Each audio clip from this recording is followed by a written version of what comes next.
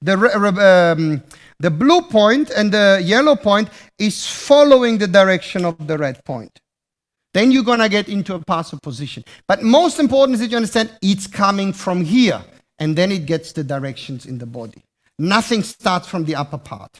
Yeah, unless, of course, you can do everything. Yeah, as tricks and as maybe as things where you stand still and then you want to do something. This is, you can do everything, but I still want to make you understand that it's about a concept of a technical concept, because I do believe very much. Remember what I was writing in the flyer. It's not about doing 100 things in one moment. It's about doing one thing and created endless moments with that. Because honestly, this origin of starting from here into that is everything that I'm concentrating. Because if I start that, I can do whatever I want. But if I start to do outside things, it's very difficult. Then you have to coordinate the arms with the shoulder. But if I have legs, increasing weight, collecting, goes through the spine, I can decide everything I want to do. That's the start. You understand? Yeah? So, now, of course, now, if you go to jive shortly, what does it mean?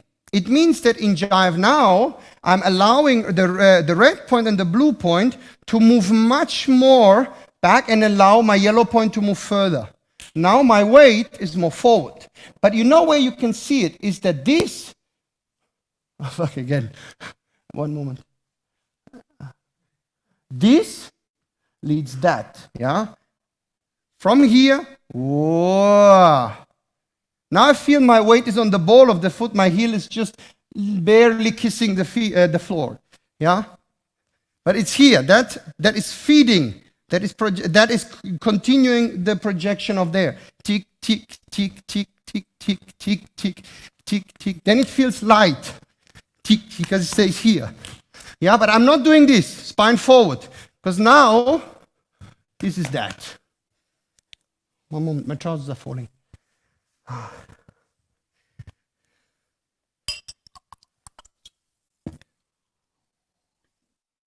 You have a question? No. Yes, I have one question. Yes. Just for understand better, you don't change your line from the neck to the shoulder to the hip and the feet. You just change the points. So yellow. Good question. So you mean now if this in relation to this is changing extremely? Yes, I didn't change this part, yes? Yeah, it is a very good question. Because of course you can say that from here when I do this part moves a bit more further forward than that. But what is important, just imagine your range of your feet. So you are pushing, can you see me? Just imagine the range of your feet. So you're actually using the leg and your pelvis pressing down. So what happens is your pelvis starts to move towards the ball of the foot. Now this starts to move towards the heel, but not away from the foot. So it moves in relation to each other. Just in direction. Yes. I didn't change from the side. You know, Alessio, what is important? It's important the relation in that way. Because very often dancing is being danced over the feet. The hip is moved over the feet. The rib is rotating. You understand? It doesn't have the verticality of force. Because everything I do in space receives the force through the vertical connection of gravity. I want to move forward, but what I'm doing is I'm pushing up to move forward. Do you understand? Yeah, and this is the same. So if I stay here, I don't move this forward, this back, because it's over my feet. It's not in relation to my feet. It's a bit like you imagine a guitar string. Yeah, a guitar string is not stretched. It goes, it's like wobbling. So when you actually pull it very tight, it makes ding. So that's a little bit the relation of pushing. So even if I stay here, all this is connected together. I'm not moving that way. Yeah, this is in relation to the ball of the foot, and that is in relation to the heel. It's still in relation to the base of support I have. Do you understand? So it's very important to stay on the feet and the change just not outside, but inside from the back. Yes. Yes. The Yes. same line. Okay. Yes, we were gonna talk about, when we talk about transport, there is a lot important that we will talk about tracking.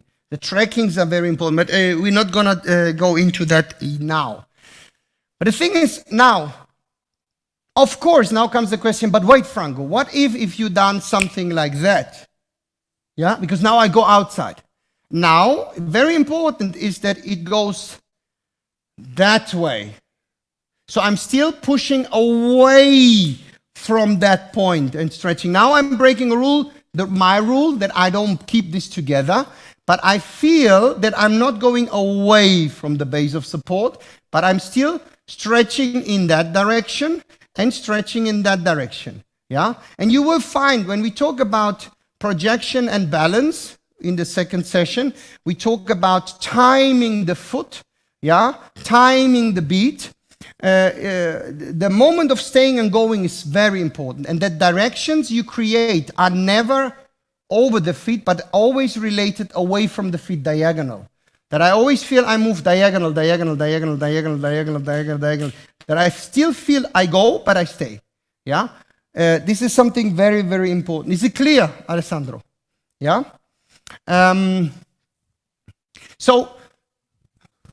Yeah, we still have a bit of time. So,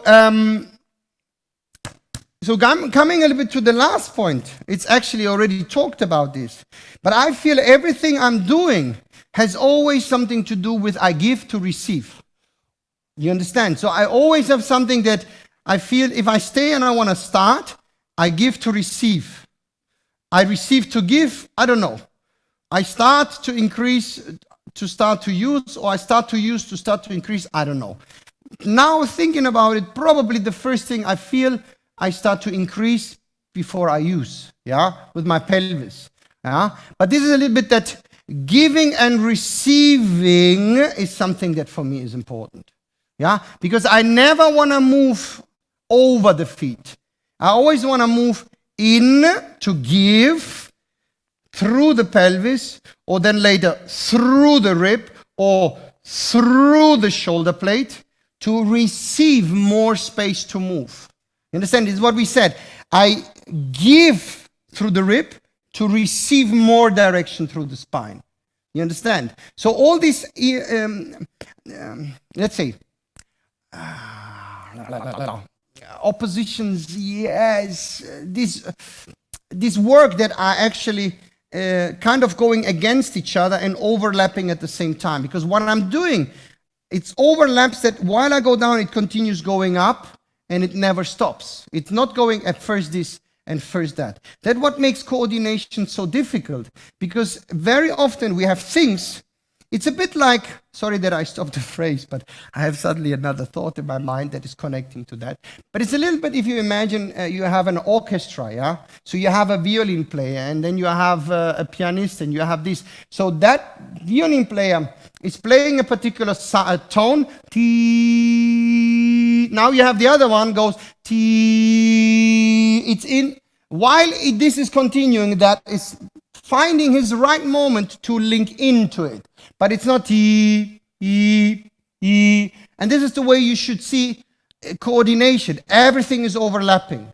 So while I'm increasing weight, I constantly increase weight. While I'm using weight, I'm constantly using weight until I leave the foot. Clear? Yeah? And this is because there is a constant giving and receiving of that increasing and using weight. It's never a stop into these things. Do you have any questions? We have another 10 minutes. And I'm happy that I actually...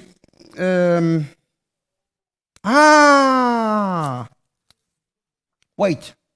Can we have picture number 2? Just to also picture-wise to show you that, yeah? Because there is a difference between the front part and the back part. Remember when I was talking about the stretching, yeah? So, if we, Thorsten, kannst du noch mal zum ersten gehen? Remember at the first one, we said that it goes vertically up like a fountain to the right or left, and then it diverts to increase weight through the rib going down. Yeah. So there is a moment from this. Of course, don't understand me wrong. Here now it looks like it's both, but it's always one is going to the foot, the other one is projecting in space. I hope this is clear. Yeah. Yeah. Now, the front part is different because I feel that I move down. Now, can I see the back part? Die Nummer 2, Thorsten. Yeah. When you look at the back part, this is stretching up. It continues stretching up. You see the yellow line. Yeah. You see from the blue line is continuing, and then comes the meeting point, shoulder plate, and the direction. So I feel that the back is, while I project the rib going down to increase weight, the whole back is constantly projecting forward and it meets the shoulder plate very high. It's not the same. So it's not only because I'm increasing this doesn't mean I'm increasing this. Yeah. Then it's over. Then I feel like I'm blocked completely. Yeah. This is something that is very, very important into understanding how the front part and the back part coordinates, because it does actually a little bit different. Yeah. I actually was talking about that. Oh, my trousers are falling. I was talking about that, but actually forgot that I have the graphics to show you. That's why I wanted to show you that one more time. You have a question?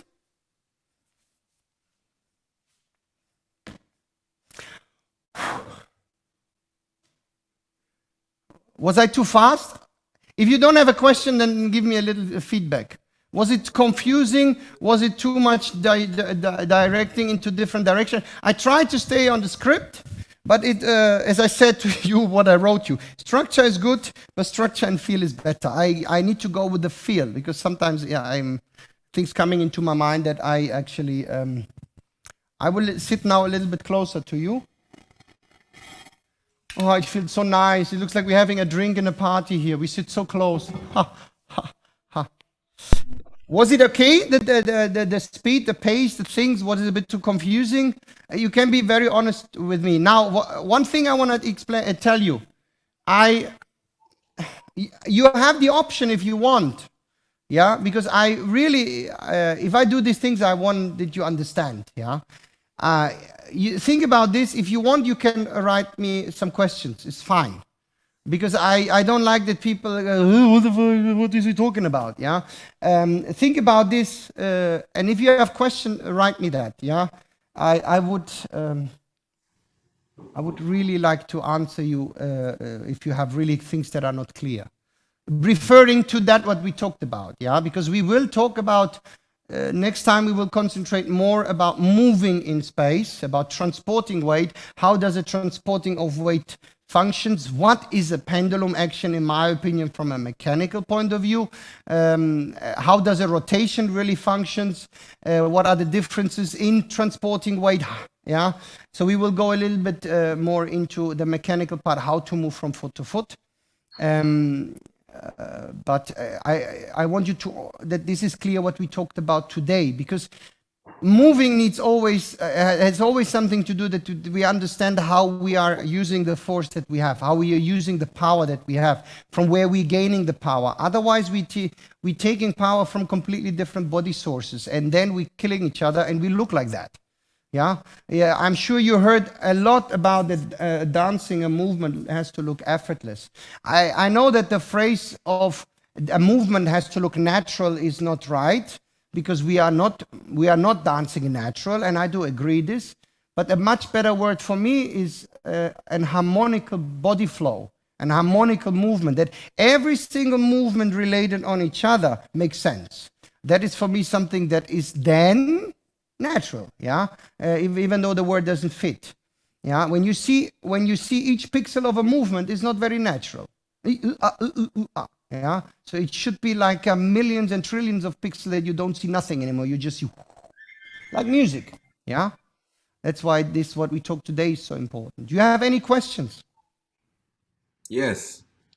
Who is that? Nikolai. Yes.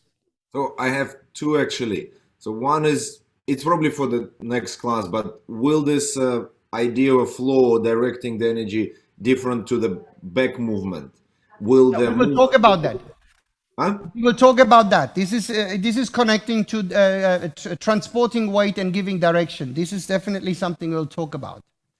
And again, probably just the idea, if you think of a footprint on a sand when you're walking, like it's a little bit curved thing.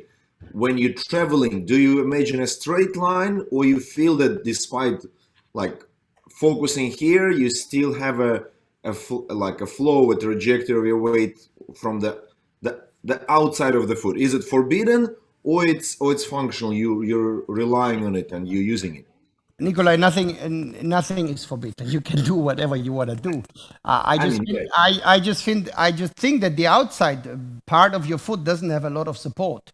Yeah, and if you put there a lot of weight, you can feel also in your hand. This is a quite flexible, very fragile. Yeah, the most strongest part is exactly in the middle. I have there a clear line, and this is connecting to the two tracks that we have. The two tracks passing exactly through the sit bone and passing exactly through joint number 1 and joint number 2. Yeah, so I want to have a straight, and I definitely don't want that it goes outside. We were going to talk about this because I think this is relating a little bit to rotation. Yeah, I will answer you this when we talk about rotation. Yeah, because rotation is a tricky word because it says you turn. Yeah, and then people turn and they turn outside the range of the feet, and it looks like that. Yeah, so we're going to talk about that for sure. I will answer you this through the other aspects of transport rotation. Other questions? Is it clear, the things we talked about? Franco? Yes, who, where? Andrew Karen. Ah, hi, Andrew. Right. I don't know if this is off the topic, but do we have a unique relationship with elbow and rib? We have a unique arm action in Latin dancing. Is there a relationship with regards to the flow? I know it's not necessarily about movement. No, actually, you're absolutely right. Of course, there is a relationship, but the arms I didn't include into it because I think that arms is being too much danced without relation to the body. So it's all a lot about arm design. Yeah, for me, the arms is a lot coming from the projection of your spine. And the moment if I create space and actually connect my rib to the foot, to the floor, increasing, of course, there's a reaction. But it's not very, it's always something you have to understand. There is an action and there is a reaction. Arms, for me, is a reaction from what happens in the core. It's not that there is a relation of rib and elbow, not not in the direct sense. You understand what I mean? Yeah. Yeah. Is it clear or not clear? Not. Yeah. Okay. Yeah, I'd say different. So if I stay here, yeah. So my arms go outside. Why? Because I actually create the direction.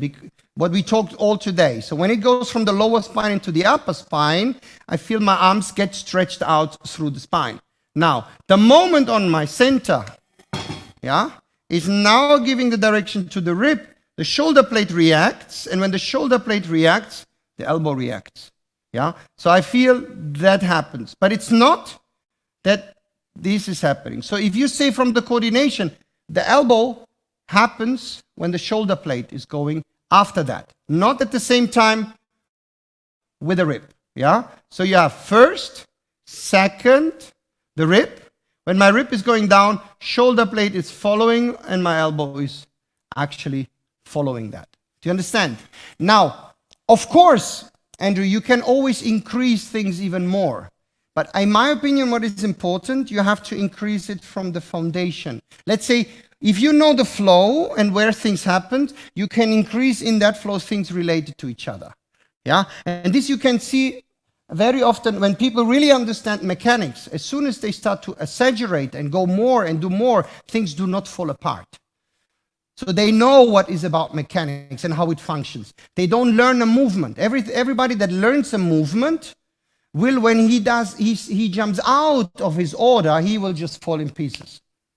Do you understand? It's only when you really understand and master how things related together, then you can go crazy and you still manage things to keep it together. Yeah, I mean, we all know Brian when he just goes mad and still manage to keep everything together. Yeah, clear? Thank you very much, guys. I had a